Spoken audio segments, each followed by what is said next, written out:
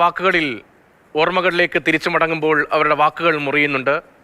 ഉറ്റവരെ കാണാൻ ഓർമ്മ ദിനത്തിൽ അവിടേക്ക് ആളുകൾ എത്തിക്കൊണ്ടേയിരിക്കുകയാണ്. അനാഥരാക്കപ്പെട്ട കുട്ടികൾ, അവർക്കിപ്പോൾ കൈത്താങ്ങാകുന്ന അയലത്തുകാർ, ബന്ധുക്കൾ, അങ്ങനെ അവിടേക്ക് ഹൃദയഭൂമിയിലേക്ക് നൂറ് പേർ പുഷ്പങ്ങളുമായി എത്തുന്നു.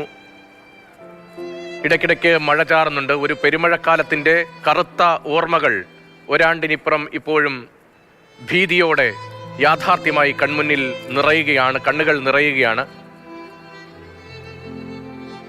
ഒരു ചെറിയ പ്രദേശത്ത് 298 പേരുടെ ജീവൻ അടക്കം ചെയ്യപ്പെട്ടിരിക്കുന്നു.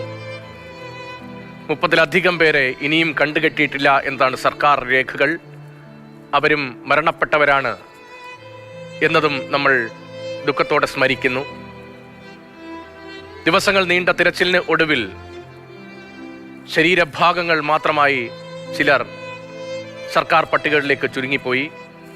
അതിജീവനമെന്ന് പറയുമ്പോഴും അതൊരു വീടെന്ന സ്വപ്നം മാത്രമല്ലല്ലോ, ജീവിതത്തിലെ മുന്നോട്ടുള്ള പ്രയാണമാണല്ലോ. ആ പ്രയാണത്തിൽ ഒപ്പമുണ്ടാകുമെന്ന് കരുതിയ ഉറ്റവർ, അച്ഛൻ, അമ്മ, സഹോദരങ്ങൾ, പിഞ്ചുമക്കൾ, അമ്മുമ്മ, അയലത്തുകാർ, സ്നേഹം ചൊരിയുന്ന പ്രാഥമിക പാഠം പഠിപ്പിച്ച അധ്യാപകർ,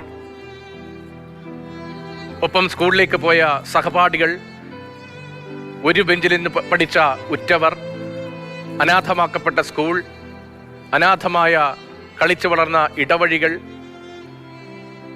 വാഹനങ്ങളുടെ പെരുപ്പം എപ്പോഴും ഉണ്ടായിരുന്ന ചെറുപട്ടണം, മലയോര ഗ്രാമത്തിൻ്റെ ദുഃഖമാകെ ഒന്നായി ഒഴുകി ഇപ്പോഴും എത്തുകയാണ് ഒരാണ്ട് തികയുമ്പോഴും. ഈ സങ്കട വാക്കുകൾക്കപ്പുറത്ത് എന്ത് പറയാനാകും? മുഹമ്മദ് ഷഹീദ് അവിടെ തുടരുന്നുണ്ട്. ഷഹീദ് പ്രാർത്ഥനാപൂർവം ഓർമ്മകളിൽ 100 പേർ അവിടേക്ക് എത്തുകയാണ്. ഒരു സർവമത പ്രാർത്ഥന ഉൾപ്പെടെ സംഘടിപ്പിച്ചിട്ടുണ്ട്. എത്ര അർത്ഥവത്തായാണ് സർവമത പ്രാർത്ഥനയൊക്കെ അവിടെ സംഘടിപ്പിക്കുന്നതെന്ന് നമുക്ക് അറിയാം. അത്രമേൽ ഒത്തൊരുമയോടുകൂടിയാണ് ആ ദുരന്ത ഭൂമിയിൽ ഒരു അതിജീവനത്തിനുള്ള സ്പന്ദനമെങ്കിലും ഉണ്ടെങ്കിലും അവരെ ജീവിതത്തിലേക്ക് തിരികെ എത്തിക്കണം എന്ന് ഓർത്ത് ഭേദമില്ലാതെ എല്ലാവരും അവിടെ കൈകോർത്തത്. അതിൻ്റെ ഒരു തുടർച്ച ഈ ഒരാണ്ടെത്തുമ്പോഴും നമ്മൾ വയനാട്ടിൽ കാണുകയല്ലേ? തീർച്ചയായും രതീഷ്, ചൂരൽമലയിലെയും മുണ്ടക്കയിലെയും മനുഷ്യരുടെ ജീവിച്ച ആ ജീവിതം പോലെ തന്നെ വേണം ഒരർത്ഥത്തിൽ ഈ ശ്മശാന ഭൂമിയും നമുക്ക് കാണാൻ കഴിയുന്നത്. അതായത് ഒത്തൊരുമിച്ച് അവരെ എല്ലാവരും പറഞ്ഞതുപോലെയൊക്കെ തന്നെ ഒത്തൊരുമിച്ച് ആഘോഷങ്ങൾ, ജാതിമത ഭേദമന്യേയുള്ള ആഘോഷങ്ങളെല്ലാം ഒരുമിച്ച് ഉറങ്ങിക്കഴിഞ്ഞ മനുഷ്യരാണ്. അതേപോലെ തന്നെയാണ് ഈ ശ്മശാന ഭൂമിയിലും അവർ എല്ലാ ജാതിമത വിഭാഗത്തിൽപ്പെട്ട ആളുകളും അവരവിടെ എത്തുന്നു. അവരുടെ മതാചാരപ്രകാരമുള്ള ചടങ്ങുകളൊക്കെ നടക്കുന്നു. ഈ ചന്ദ്രമാസ പ്രകാരം 2 ആഴ്ച മുമ്പായിരുന്നു ഒരു വർഷം പൂർത്തിയായിരുന്നത്. അങ്ങനെ ഉള്ള ഒരു വർഷം പൂർത്തിയായതിനു ശേഷമുള്ള പ്രാർത്ഥനകളൊക്കെ ഇവിടെ 2 ആഴ്ച മുമ്പ് നടന്നിരുന്നു. അതിന് തൊട്ട് പിന്നാലെയാണ് കർക്കിടക വാവ് ഉണ്ടായത്. കർക്കിടക വാവ് ചടങ്ങുകൾ നടന്ന 1 ആഴ്ച മുൻപ്. അതിനുശേഷം ഇപ്പോൾ ഇംഗ്ലീഷ് കലണ്ടർ പ്രകാരമുള്ള ഒരു വർഷം ജൂലൈ 30 ആ ദിവസമാണ് അവർ ഇവിടെ ഇപ്പോൾ ഒത്തുകൂടിയിരുന്ന സങ്കടം പരസ്പരം കെട്ടിപ്പിടിച്ച് അവരുടെ വേദനകൾ, കണ്ണീർ പരസ്പരം കൈമാറിക്കൊണ്ടുള്ള അവരുടെ പരസ്പരം ഓരോരുത്തരെയും പരസ്പരം അങ്ങോട്ടും ഇങ്ങോട്ടും ആശ്വസിപ്പിച്ച് അവർ ഇവിടെ ശ്മശാന ഭൂമിയിൽ ഉള്ളത്. ഈ ദുരന്ത സമയം നമുക്കറിയാം, കുഞ്ഞുമക്കളൊക്കെ ഒരുമിച്ച് ഒരു കട്ടിലിൽ കിടന്നുറങ്ങിയ മക്കളെയാണ് പിറ്റേ ദിവസം കാണാതായത്, അല്ലെങ്കിൽ അവരുടെ മൃതദേഹം പിന്നീട് ലഭിച്ചത്, മനുഷ്യരൊക്കെ മരിച്ചുപോയത്.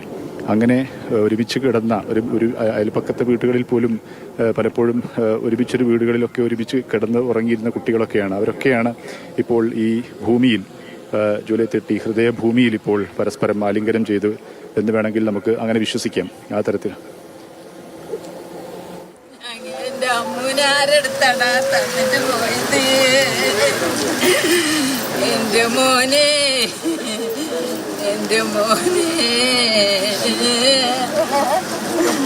ഞാൻ ഇങ്ങനെയൊക്കെ കഷ്ടപ്പെട്ട് മക്കളെ വളർത്തിയിട്ട് ദൈവം കൊണ്ടയില്ല ഒരു രാത്രിയും കൊണ്ട്